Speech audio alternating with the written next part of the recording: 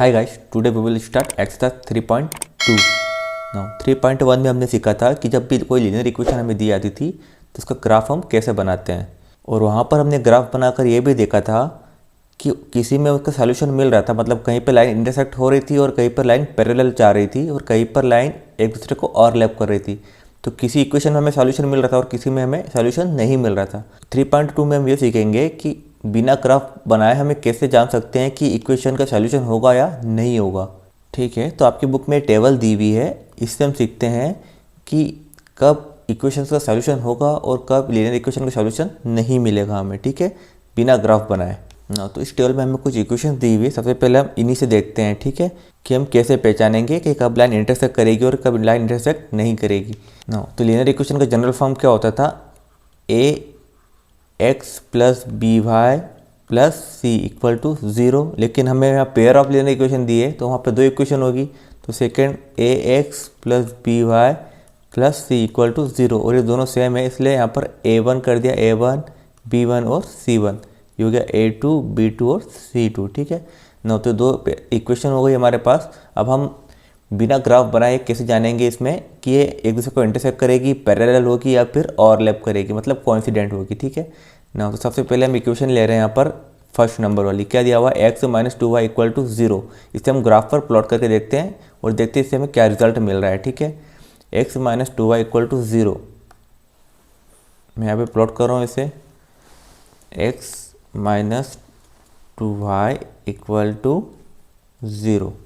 ठीक है, एक इक्वेशन और है 3x प्लस 4y माइनस 20। ठीक है, 3x प्लस 4y माइनस 20,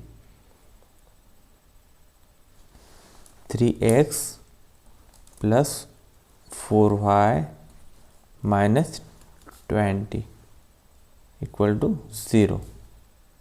ठीक है ना, तो आप देख रहे हैं दोनों लाइंस जो हमने इक्वेशन लिखी है उनकी दोनों का ग्राफ यहाँ पर ड्रॉ हो गया है। दोनों लाइन एक दूसरे को इंटरसेक्ट कर रही है एक पॉइंट पे। ठीक है, इसको मैं छोटा करके और बता देता हूँ आपको। ठीक है, ये लाइन सिर्फ एक ही पॉइंट पे मिलेगी और बाकी किसी जगह पर लाइन नहीं मिलेगी। तो आप देख रहे हैं यहाँ पर जब हमने दोनों इक्वेशन का ग्राफ ड्रॉ किया तो ये दोनों लाइन एक दूसरे पर इंटरसेक्ट कर रही है ना। तो इसे मैं लिख लेता हूँ, फिर हम देखेंगे लास्ट में कि इससे हमें क्या सीखने को मिल रहा है। ठीक है, तो फर्स्ट लाइन कहती है x minus 2y, x minus 2y equal to 0, यही थी। और सेकेंड क्या थी? 3x plus 4y minus 20, 3x plus 4y minus 20 equal to 0। ये दोनों लाइन कैसी इंटरसेक्ट कर रही है? ठीक है, लाइन एक दूसरे को इंटरसेक्ट कर रही है। अब सेकेंड लेते हैं हम एग्जाम्पल यहाँ पर। वो क्या दिया हुआ है हमें यहाँ पर? 2x plus 3y minus 9 equal to 0। इसे भी मैं प्लॉट करके बता रहा हूँ आपको। 2x plus 3y minus 9 equal to 0। ठीक है, सेकेंड लाइन यहाँ पे ड्रॉ करते हैं हम। 4x plus 6y minus 18। ठीक है, 4x plus 6y minus 18 equal to 0। ठीक है ना, मैंने यहाँ पर दोनों इक्वेशन लिख दिए लेकिन हमें लाइन यहाँ पर सिर्फ एक ही दिख रही है। ठीक है ना, एक का मैं कलर चेंज कर देता हूँ यहाँ पे ताकि आपको समझ पड़ जाएगी।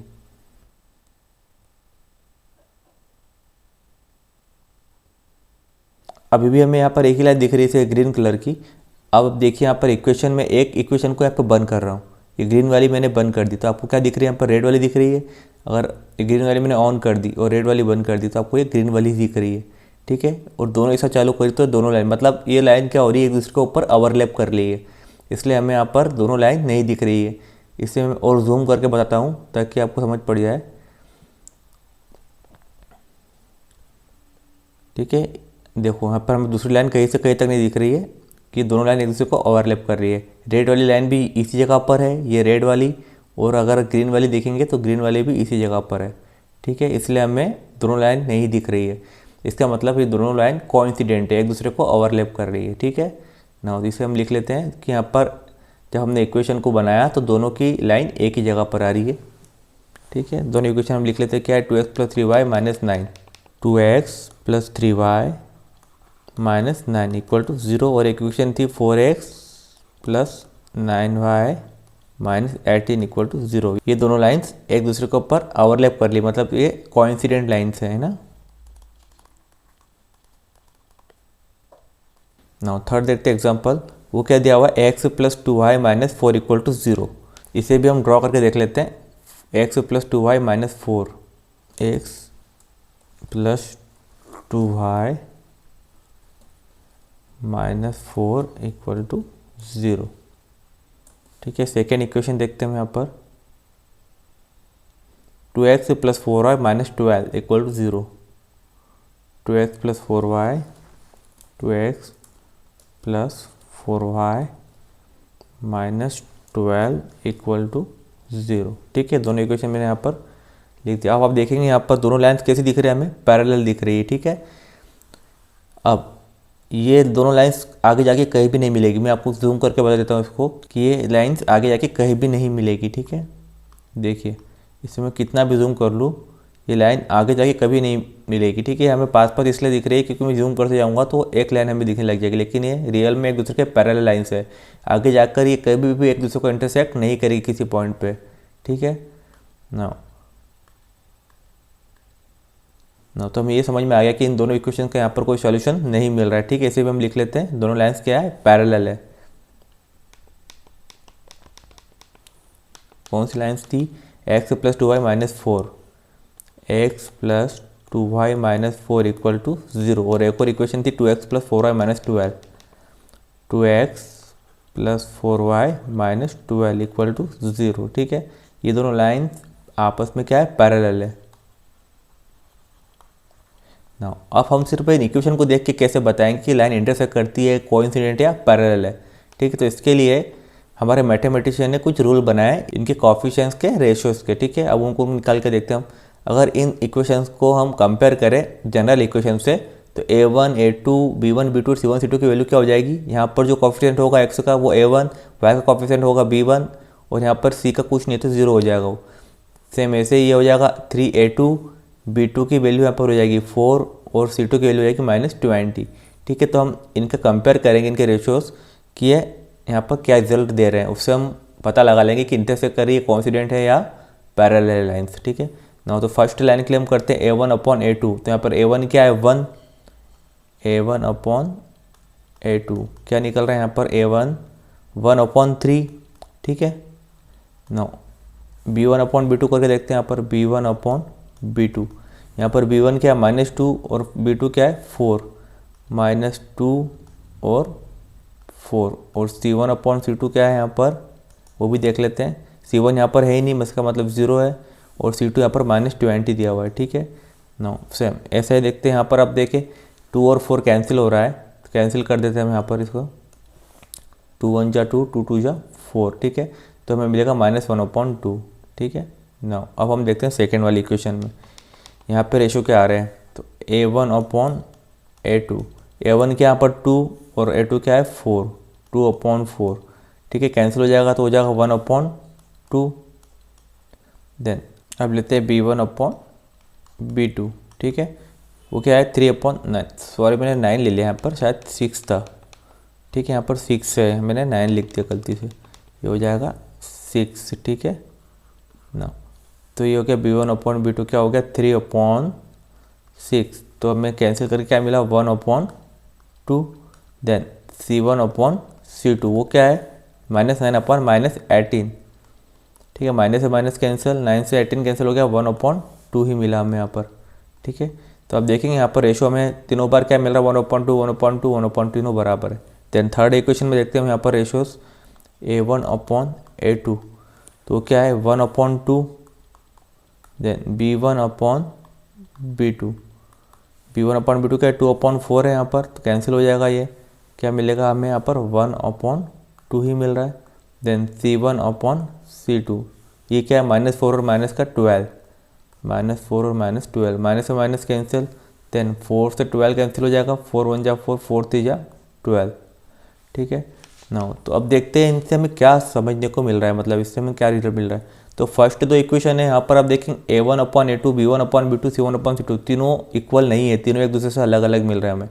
तो जब भी ऐसी कंडीशन होगी जब a1 upon a2, b1 upon b2, c1 upon c2 तीनों रेशो इक्वल नहीं होंगे, तो उसे हम बोलेंगे वो दोनों लाइन एक दूसरे को इंटरसेक्ट करेगी। और जब भी लाइन इंटरसेक्ट करती है किसी एक पॉइंट पे तो उसका सॉल्यूशन होता है, ठीक है। ये तो इसका मतलब इसका क्या होगा, सॉल्यूशन होगा। हम इक्वेशन देकर डायरेक्ट बता देंगे कि a1/a2 b1/b2 ये दोनों इक्वल नहीं है। देन c1/c2 को चेक करने की बात ही नहीं होती। अगर हम यही चेक कर लेंगे कि a1a2 और b1b2 इक्वल नहीं आ रहे रेशोज, इसका मतलब दोनों लाइन एक दूसरे पे को इंटरसेक्ट करेगी, ठीक है, और उनका एक सॉल्यूशन होगा। ये होगा यूनिक सॉल्यूशन, ठीक है। नाउ अब देखते हैं सेकंड में हमें क्या समझने को मिल रहा है।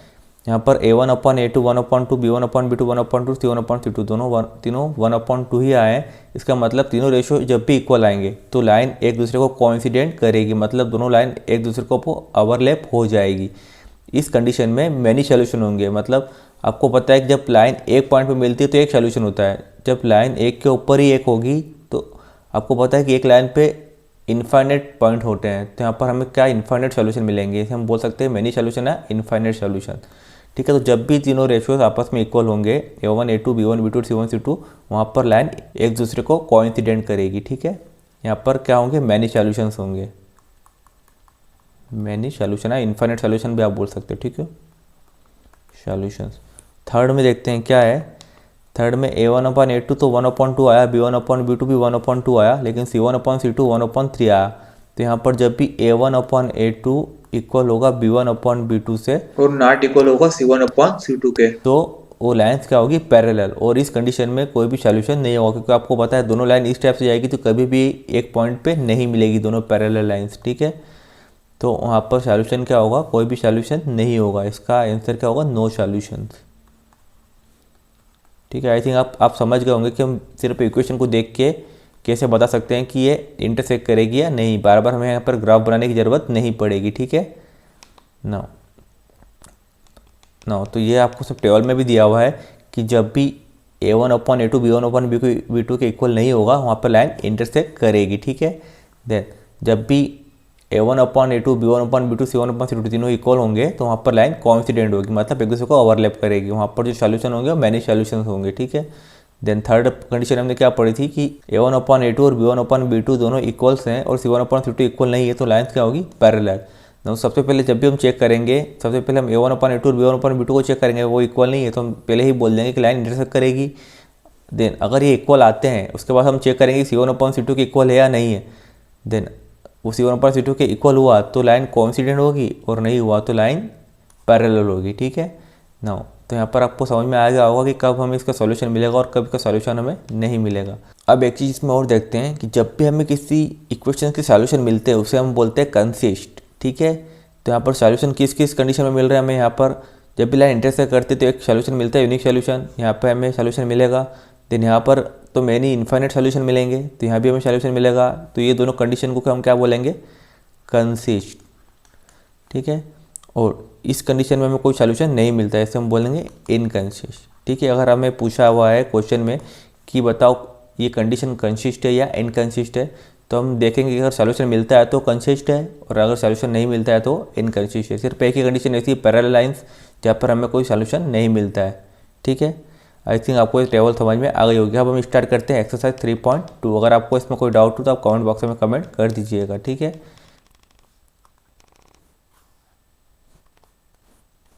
नो एक्सरसाइज 3.2 क्वेश्चन नंबर 1 क्या दिया क्वेश्चन में, from the pair of linear equations in the following problems and find their solutions graphically. No हमें जो यहाँ पर प्रॉब्लम्स दी गई, सबसे पहले हमें इसे इक्वेशन में कन्वर्ट करना है, देन हमें यहाँ पर इसका ग्राफिकल मेथड से सॉल्यूशन फाइंड करना है, ठीक है। तो क्या दिया फर्स्ट क्वेश्चन, देखते हैं हम इसे। 10 students of class 10 took part in a mathematics quiz. 10 student है क्लास 10 के जो कि मैथमेटिक्स क्विज में पार्ट ले रहे हैं, ठीक है। If the number of girls is 4 more than the number of boys, जो नंबर ऑफ गर्ल्स है वो 4 ज़्यादा है नंबर ऑफ बॉयज़ से। Then find the number of boys and the girls who took part in the quiz. तो हमें ये find करना है कि कितने लड़के और लड़कियाँ उस मैथमेटिक्स क्विज में पार्ट ले रहे हैं, ठीक है। सबसे पहले हम इसे इक्वेशन में कन्वर्ट करते हैं जो दिया हुआ है, ठीक है। तो हमें यहाँ पर एक कंडीशन तो दी है कि टोटल कितने स्टूडेंट हैं, वहाँ पर 10 स्टूडेंट हैं। और सेकंड कंडीशन क्या दी है कि लड़कियाँ जो है girls is 4 more than the number of boys, लड़कियाँ जो है वो लड़कों से 4 ज़्यादा है, ठीक है। तो हमें यहाँ पर लेट करना पड़ेगा। तो एक्स और वाई दो लेट करेंगे कि लड़कियों की संख्या एक्स है और लड़कों की संख्या वाई है। तो number of girls be x and number of boys be y. यहाँ पर हम किसी को भी एक्स और वाई ले सकते हैं, ठीक है, ऐसी कोई कंडीशन नहीं है। और हम चाहे तो एक वेरिएबल से भी इसे सॉल्व कर सकते हैं, लेकिन इसमें पेयर ऑफ लीनियर इक्वेशन बोला हुआ है तो मैं यहाँ पर दो वेरिएबल ले रहा हूँ, ठीक है। Now let number of girls be x and number of boys be y, ठीक है। नाउ कंडीशन क्या दी केस 1 में कि टोटल स्टूडेंट यहाँ पर कितने हैं, 10 है, ठीक है। तो हम लिख लेते हैं केस 1 में, केस फर्स्ट क्या दिया हुआ, टोटल स्टूडेंट इक्वल टू 10, मतलब गर्ल्स प्लस बॉयज दोनों को प्लस करेंगे तो कितने आ रहे हैं, टोटल 10 स्टूडेंट है यहाँ पर, ठीक है। तो girls plus boys equal to 10। हमने गर्ल्स कितने ली, एक्स लिया हुआ है और बॉयज़ कितने लिए, वाई। तो क्या हो जाएगा, x plus y equal to 10। इसे हमने बोले इक्वेशन नंबर 1, ठीक है। तो केस 1 आपको समझ में आ गया। अब केस 2 क्या दिया हुआ है, केस सेकेंड वो हमें दिया हुआ है girls is 4 more than the number of boys, ठीक है। Girls is 4 more than the number of boys. जो लड़कियां हैं वो लड़कों से 4 अधिक है, ठीक है। जस्ट इसको हम ट्रांसफर करते हैं मैथ्स में, तो इसका मतलब जो गर्ल्स है वो क्या है, 4 ज़्यादा है किससे, बॉयज़ से, ठीक है।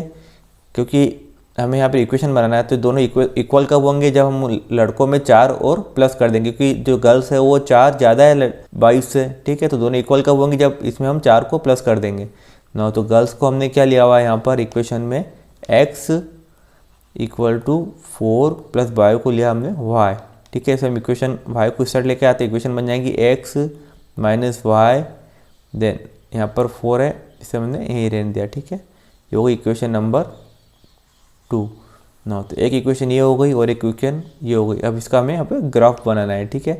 क्या दिया हुआ, x plus y equal to 10 और x minus y equal to 4, x plus y equal to 10 और x minus y equal to 4, ठीक है ना। तो ग्राफ बनाने के लिए हमें क्या करना पड़ता है, सबसे पहले पॉइंट हमें फाइंड करना पड़ेंगे, ठीक है। तो इक्वेशन 1 के पॉइंट हम पहले फाइंड करते हैं।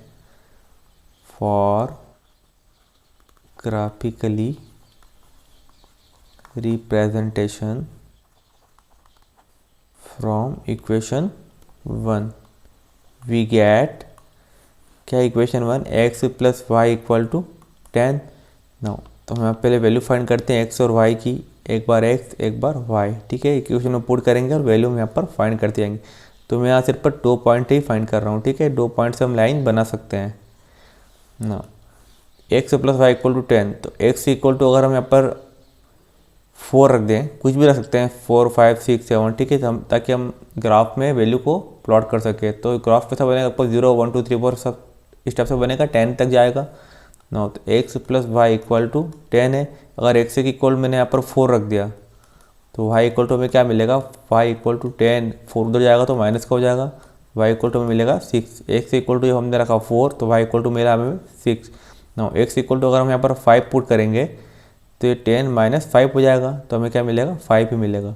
एक्स इक्वल टू 5 पुट किया तो वाई इक्वल टू हमें 5 मिला, ठीक है ना। एक इक्वेशन तो यहाँ पर हमने सॉल्व कर ली। अब देखते हैं सेकेंड वाली इक्वेशन से हमें यहाँ पर क्या मिल रहा है, ठीक है ना। तो from equation number second we get, from equation second we get क्या दी इक्वेशन सेकेंड हमें यहाँ पर x minus y equal to 4, ठीक है। ग्राफ बनाते इसका भी हम पॉइंट प्ले प्लॉट करने के लिए निकाल रहे हैं, ठीक है। हो गया एक्स और हो गया y, x minus y equal to 4 put करते हैं इसमें वैल्यू।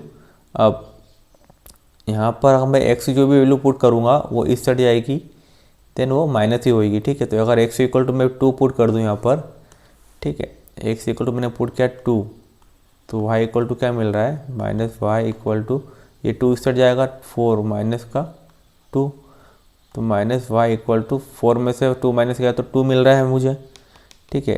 y इक्वल टू में मिलेगा -2। तो जब मैंने x इक्वल टू 2 पुट किया यहाँ पर तो y इक्वल टू मिला मुझे -2।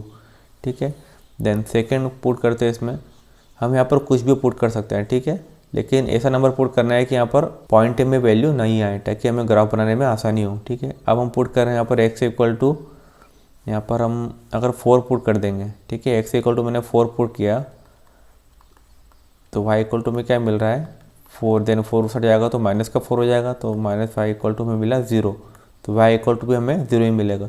जब x इक्वल टू मैंने 4 पुट किया तो y इक्वल टू मुझे मिला 0। ठीक है ना, अब इसका हम यहाँ पर ग्राफ बनाते हैं और देखते हैं कि दोनों कहाँ पर इंटरसेक्ट कर रहे हैं, तो वही हमारा क्या होगा, सॉल्यूशन हो जाएगा। ठीक है ना, तो इसका हम ग्राफ बना रहे हैं।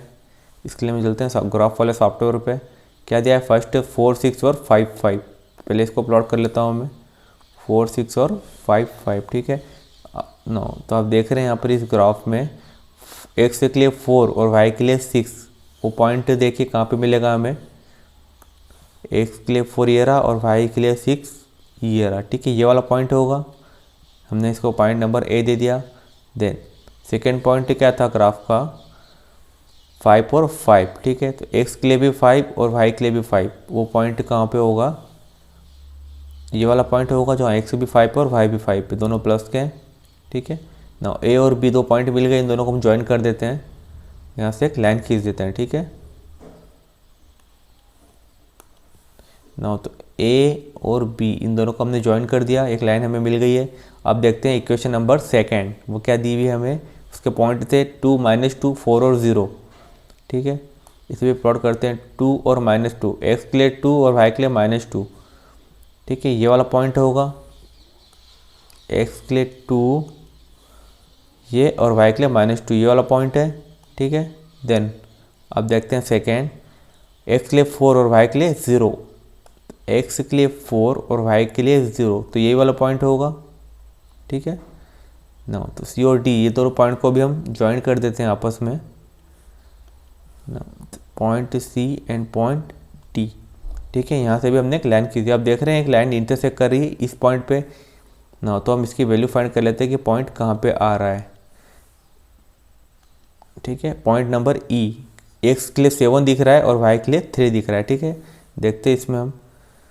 ठीक है, आप दिख रहा है पॉइंट नंबर E इंटरसेक्टिंग कहाँ पर, 7 एंड 3। तो x की वैल्यू हमें क्या मिली, 7, x इक्वल टू मिला हमें 7 और y इक्वल टू मिला हमें 3, जहाँ पर ये दोनों इंटरसेक्ट कर रहे हैं। ठीक है, ग्राफ में मैंने आपको पूरा प्लॉट करके बता दिया है कि कैसे इंटरसेक्ट करते हैं ना। तो हमें सॉल्यूशन क्या मिला कि जहाँ पर जो गर्ल्स है वो कितनी है, 7 और बॉयज़ कितने हैं, 3, क्योंकि हमने x क्या लिया था, गर्ल्स लिया था, तो गर्ल कितनी हो गई, यहाँ पर गर्ल्स का जो नंबर है वो है 7 और जो बॉयज़ है वहाँ पर वो है 3।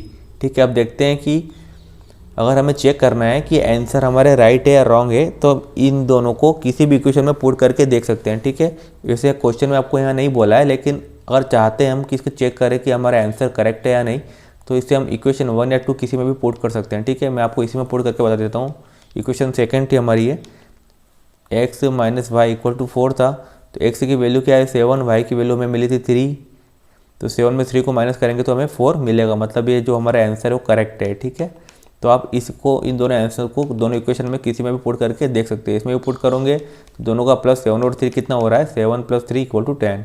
ठीक है, और ये दोनों कंडीशन जो हमें बोली थी यहाँ पर वो दोनों को ये सेटिस्फाई करेंगे। ठीक है, कि दोनों का +10 आ रहा है और गर्ल्स जो है वो कितनी है, 7, बॉयज़ हमने कितने फाइंड किए, 3, जो कि बॉयज़ से कितने ज़्यादा है, 4 ज़्यादा है। ठीक है ना, तो हमारे दोनों आंसर यहाँ पे करेक्ट है और इस टाइप से हमने ग्राफिकली सॉल्यूशन यहाँ पर फाइंड किया है। ठीक है, अगर आपको इस क्वेश्चन कोई डाउट हो तो आप कमेंट बॉक्स में कमेंट कर दीजिएगा ना। क्वेश्चन फर्स्ट का सेकंड देखते हैं।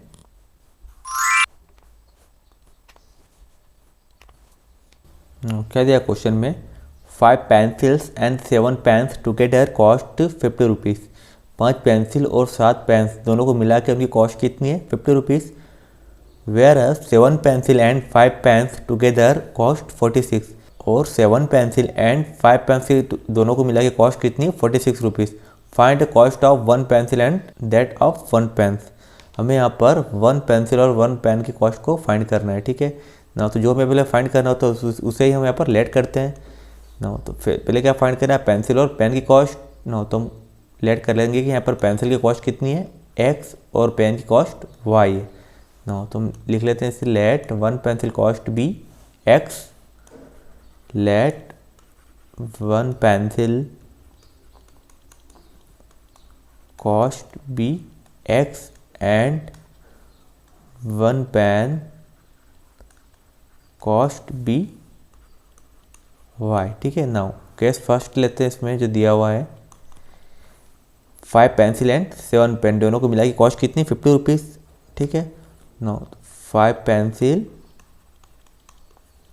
प्लस 7 पेन दोनों की मिला के कॉस्ट कितनी है 50 रुपीज़। नो तो इक्वेशन लिखते हैं, पेंसिल को हमने x से लिया है 5x प्लस पेन को लिया है y, तो क्या 7y इक्वल टू 50 रुपीज़, जो कि equation number 1। Then case second क्या दिया हुआ है same to same, case second वहाँ पर हमें दिया है 7 पेंसिल एंड 5 पेन।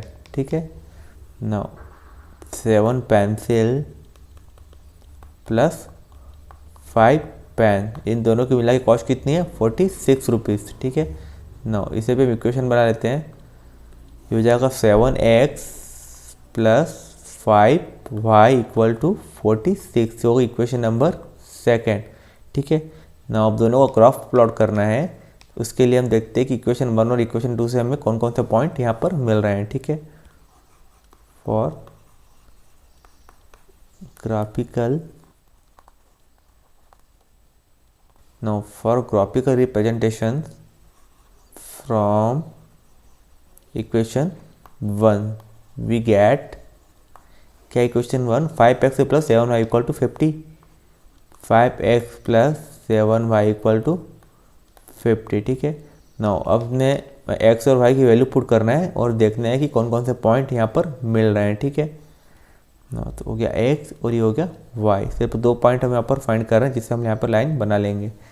नाउ तो इस टाइप की इक्वेशन में हम कोई भी पॉइंट पुट किस टाइप से करेंगे, तो हमें यहाँ पर चेक करना पड़ेगा पॉइंट रख के कि हमें यहाँ पर डेसिमल में आंसर ना मिले। ठीक है, नाउ तो इससे हम इक्वेशन को ऐसा भी लिख सकते हैं 5x equal to 50, then 7y को अगर राइट में लेंगे माइनस का हो जाएगा -7y, देन ये हो जाएगा x equal to 50 -7y upon में 5। ठीक है, अब हमें ऐसा पॉइंट पुट करना है कि यहाँ पर अपॉन में आंसर नहीं है ना, तो यहाँ पर हमें एक ऐसी वैल्यू चाहिए जो कि 50 में से अगर माइनस करें तो 5 से कैंसिल हो जाए, मतलब 5 की टर्म हमें पता है कि लास्ट टाइम में या तो 5 होगा या 0 होगा। ठीक है, तो यहाँ पर हमें ऐसी वैल्यू चाहिए जो कि हम 50 में से माइनस करें तो हमें 5 या 0 मिले लास्ट में। तो यहाँ पर हम क्या पुट करेंगे ऐसा, तो 7 की 12 में ऐसा नंबर होता है 7 5 या 35, जहाँ पे लास्ट में क्या आता है 5। ठीक है, ना तो हम पुट करेंगे पुट y इक्वल टू 5। ठीक है, तो हो जाएगा x इक्वल टू 50 माइनस 5, इसमें पुट करेंगे 7 5 या 35 हो जाएगा वो। ठीक है, तो x इक्वल टू मिलेगा 50 माइनस 35 अपॉन में 5, तो x इक्वल टू हो जाएगा 50 में से 35 को माइनस करेंगे हम तो मिलेगा हमें 15, 5 से कैंसिल होगा 3 टाइम। ठीक है, ना तो जब हमने y इक्वल टू 5 पुट किया तो x इक्वल टू हमें क्या मिला यहाँ पर 3। ठीक है, ना एक ऐसी वैल्यू और पुट करना है कि जहाँ पर लास्ट में 0 या 5 मिला हमें, तो अगर हम y की जगह पर 0 पुट कर दें तो यहाँ पर क्या बचेगा, सिर्फ 50 बचेगा, 5 10 जा 50 हो जाएगा। तो y की जगह अगर हमने यहाँ पर 0 पुट किया तो हमें x की जगह पे यहाँ पर 10 मिल रहा है। ठीक है, और यहाँ पर y की जगह पर हम 10 भी पुट कर सकते हैं। ठीक है, तब भी हम ये 5 से कैंसिल हो जाएगा। नो सेकेंड इक्वेशन देखते हैं हम यहाँ पर, from equation second we get क्या इक्वेशन सेकेंड यहाँ पर 7x plus 5y equal to 46, 7x plus 5y equal to 46। ठीक है, ना तो x और ये हो गया y, बनाते हैं इसके टेबल। ना तो इसमें भी देखना पड़ेगा हमें कि क्या पुट करें ताकि ये डेसिमल में आंसर नहीं आए और हम आसानी से ग्राफ बना सकें। तो इक्वेशन क्या 7x plus 5y equal to 46, तो उसको हम ऐसा लिख सकते हैं जैसे पिछली बार लिखा था 7x इक्वल टू 5y को इधर ले आएंगे तो हो जाएगा 46 minus 5y, then x equal to हो जाएगा 46 माइनस 5y इक्वल अपॉन में 7। ठीक है, ना अब y की वैल्यू पुट करना है ना, तो ऐसी वैल्यू पुट करना है जिसमें 5 को मल्टीप्लाई करें और 46 में से माइनस करें तो 7 से वो कैंसिल हो जाए। तो हमें यहाँ बार बार नंबर रख के चेक करना पड़ेगा कि ऐसी कौन सी वैल्यू है ना। तो हम देखते हैं यहाँ पर अगर 1 पुट करते हैं y इक्वल टू, तो 46 में से 5 माइनस किया तो 41 आया जो 7 से कैंसिल नहीं होता। अगर -1 पुट किया तो 46 में 5 प्लस किया तो हो गया 51, जो दोनों कैंसिल नहीं, तो 1 पुट नहीं कर सकते। 2 पुट करके देखते हैं, अगर y इक्वल टू हमने 2 पुट किया तो 5 टू 10, 46 में से 10 माइनस किया तो 36, जो कि 7 की 12 में नहीं आता। देन अगर यहाँ पर 10 प्लस करेंगे 46 प्लस 10 तो हो जाएगा 56, जो 7 की 12 में आता है ना। तो हम y इक्वल टू यहाँ पर क्या पुट कर सकते हैं, -2, ठीक है। अगर हमने -2 पुट किया तो 10 इसमें प्लस हो जाएगा। x इक्वल टू मिलेगा हमें 46 प्लस 5 टू 10/7 तो ये हो जाएगा x इक्वल टू 56/7, 7 से 8 टाइम 56 ना। तो हमने पुट किया y इक्वल टू -2, तो x इक्वल टू हमें मिल रहा है 8, ठीक है। देन एक वैल्यू और पुट करके देखना है, यहाँ पर एक वैल्यू और पुट करके देखते हैं, इसमें 2 के हो गया। 3 पुट करके देखते हैं इसमें y इक्वल टू, ठीक है। 5 तो 15 और 46 में से 15 माइनस किया तो 31 आ रहा है, जो कि 7 से कैंसिल नहीं होता। 15 प्लस किया इसमें तो क्या हो जाएगा 61, जो कि 7 से कैंसिल नहीं होता ना। तो 3 भी पुट नहीं हो रहा। 4 देख लेते हैं, 5 4 से 20 माइनस किया तब भी 7 से कैंसिल नहीं हो रहा। 20 प्लस करेंगे तब भी 7 से कैंसिल नहीं हो रहा है। देन अब पुट करते हैं, इसमें हम 5 पुट करके देख लेते हैं। 5 5 से 25 होता है। देन 46 में से 25 को अगर माइनस कर दें तो क्या मिल रहा है हमें यहाँ पर, 6 में से 5 गया 1, 4 में से 2 गया 21, 7 की 12 में आता है ना। तो हम पुट कर रहे हैं यहाँ पर y की जगह पर 5, ठीक है। तो हो जाएगा 46 माइनस 25/7 तो मिलेगा 21/7, तो हमें मिला 3, ठीक है ना। तो हमने पुट किया y की जगह पर 5, x की जगह पर हमें मिला 3, ठीक है ना। तो 2 पॉइंट हमें यहाँ पर मिल चुके हैं, तो हम इसका ग्राफ यहाँ पर ड्रॉ कर लेते हैं, ठीक है ना। फर्स्ट इक्वेशन के लिए पॉइंट क्या थे, 3 5 और 10 0, 3 5 एंड 10 0। इसमें हम ड्रॉ करते हैं x के लिए 3, y के लिए 5, ठीक है ना। x के लिए 3 और y के लिए 5, ये वाला पॉइंट होगा, ठीक है, point A। Then second point क्या हमने फाइंड किया यहाँ पर, x के लिए 10 और y के लिए 0, x के लिए 10 और y के लिए 0, ये वाला पॉइंट होगा, ठीक है ना। पॉइंट A और पॉइंट B है, लाइन खींचे थे इन दोनों को मिलाकर एक A और B को हमने ज्वाइन कर दिया, ठीक है ना। अब देखते हैं सेकंड पॉइंट। सेकंड इक्वेशन के लिए पॉइंट क्या थे, 8 और -2, x के लिए 8 और y के लिए -2, तो x के लिए 8 और y के लिए -2, ये वाला पॉइंट होगा। देन सेकंड पॉइंट देखते हैं, x के लिए 3 और y के लिए 5, x के लिए 3 और y के लिए 5, तो ये यही वाला पॉइंट है जो अभी हमने बनाया था, ठीक है ना। तो a और c को मिलाते हुए भी एक लाइन खींचना पड़ेगी हमें, यहाँ पर हमें इंटरसेक्ट पॉइंट यहाँ पर डायरेक्ट ही मिल चुका है, ठीक है ना। वो इंटरसेक्ट पॉइंट क्या होगा a, जहाँ पर दोनों लाइन एक दूसरे को इंटरसेक्ट कर रही है ना। तो सॉल्यूशन क्या होगा हमारा, x के लिए 3 और y के लिए 5, ठीक है। हम देख सकते हैं यहाँ पर इंटरसेक्ट पॉइंट ये दिख रहा है, a वाला पॉइंट क्या दिख रहा है 3 और 5, x के लिए 3 और y के लिए 5, ठीक है ना। तो पॉइंट क्या मिला हमें, इंटरसेक्टिंग पॉइंट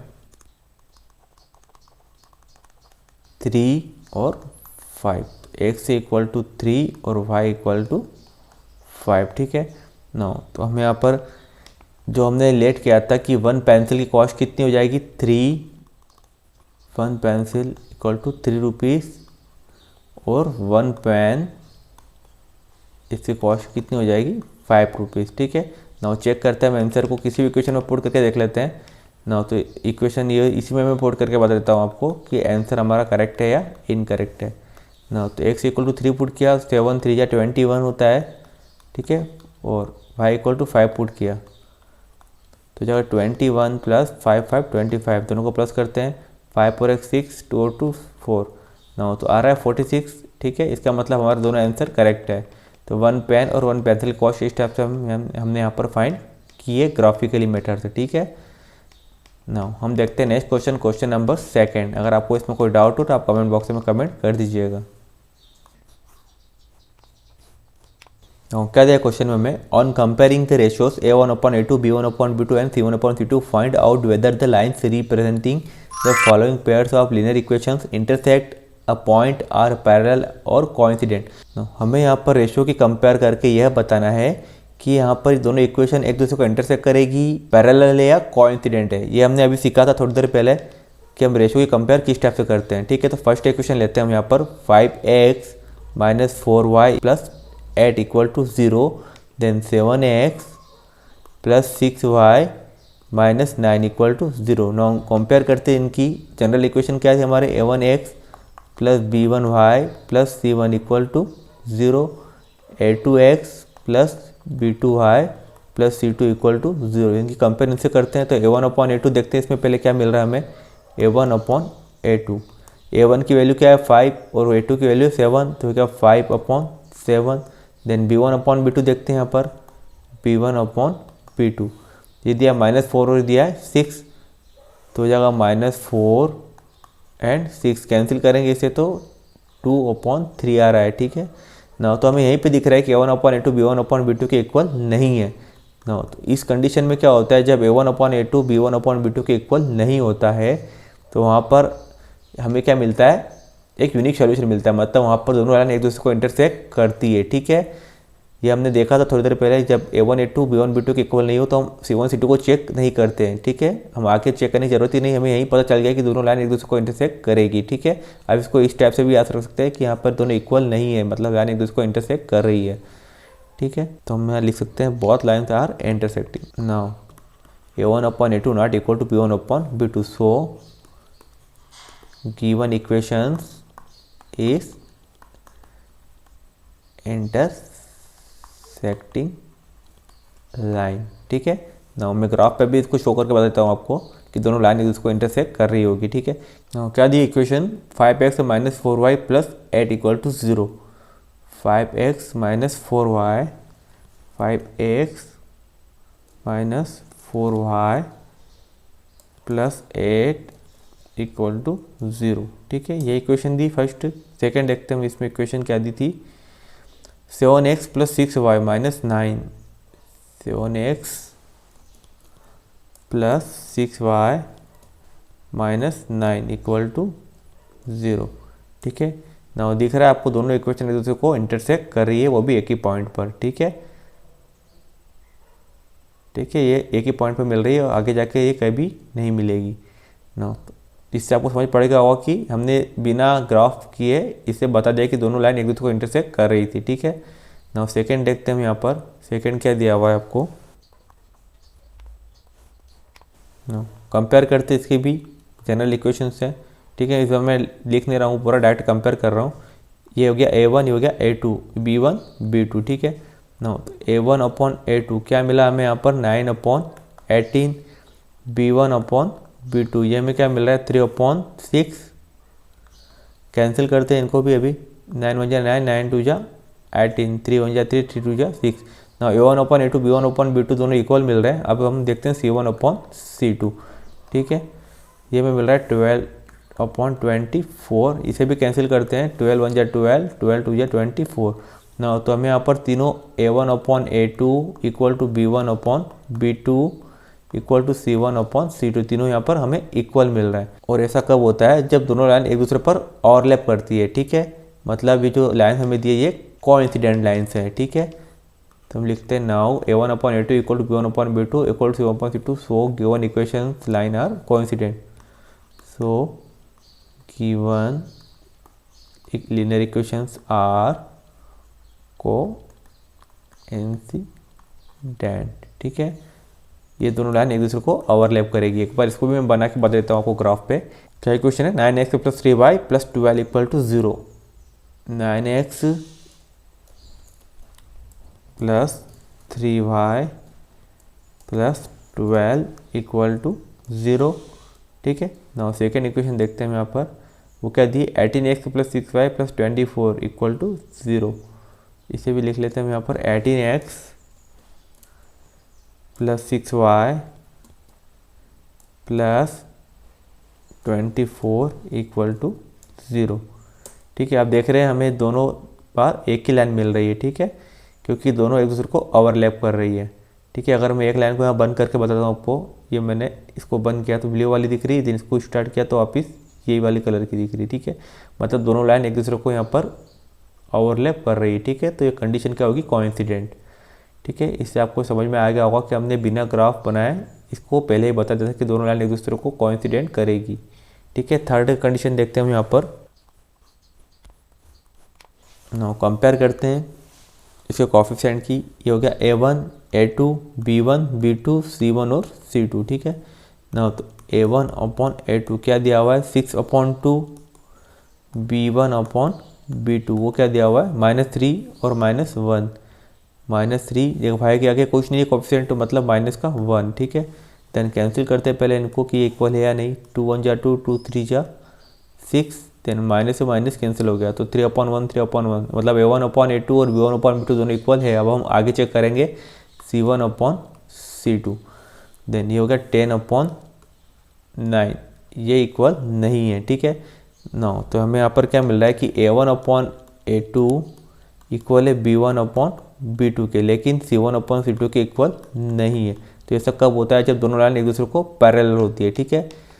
अगर ये भी इक्वल होता तो दोनों लाइन एक दूसरे को ओवरलैप कर जाती, लेकिन यहाँ पर ये C1 अपॉन C2 इक्वल नहीं है, इसका मतलब दोनों लाइन एक दूसरे से पैरेलल है ना। तो लिख सकते हैं हम, so given linear equations are parallel, ठीक है। इसको मैं ड्रॉ करके बता देता हूँ ग्राफ पे कि दोनों लाइन पैरेलल है या नहीं है, ठीक है। हमने बिना ग्राफ पे ड्रॉ किए सिर्फ कंडीशन से बता दिया कि ये दोनों लाइन पैरेलल है, ठीक है। तो आपको ये कंडीशन को समझना पड़ेगा कि A1 upon A2 B1 upon B2 के इक्वल होगा और C1 अपॉन C2 के इक्वल नहीं होगा, तो दोनों लाइन आपस में पैरेलल होगी। मैं इसको ड्रॉ करता हूँ, 6x - 3y + 10, 6x - 3y + 10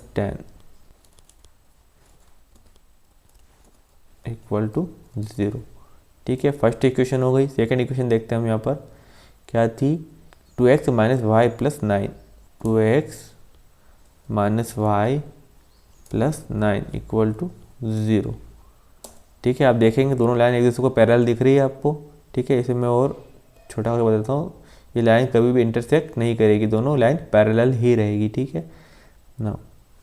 हमने यहाँ पर पहले लिख दिया कि दोनों लाइन्स यहाँ पर पैरेलल है, ठीक है ना। यहाँ पर एक क्वेश्चन आपका कंप्लीट होता है ना। तो इस टाइप से हमने सिर्फ रेशियोज का कंपेयर करके ये बता दिया है कि लाइंस किस टाइप की होगी, वो इंटरसेक्ट करेगी या नहीं करेगी, उनका सॉल्यूशन होगा या नहीं होगा, ठीक है। अगर आपको इस क्वेश्चन में कोई डाउट हो तो आप कमेंट बॉक्स में कमेंट कर दीजिएगा। हम देखेंगे नेक्स्ट क्वेश्चन नेक्स्ट वीडियो में, ठीक है। Thank you.